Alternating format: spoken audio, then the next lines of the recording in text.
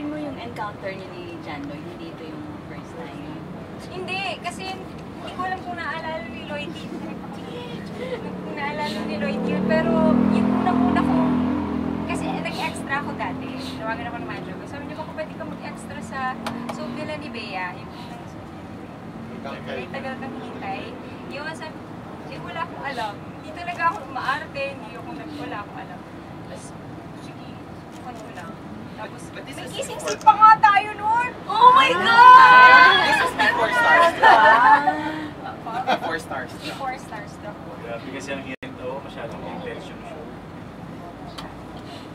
Hanapin ko yun sa TV. Iba yung tsura ko mahabang, maitim na mahabang buho.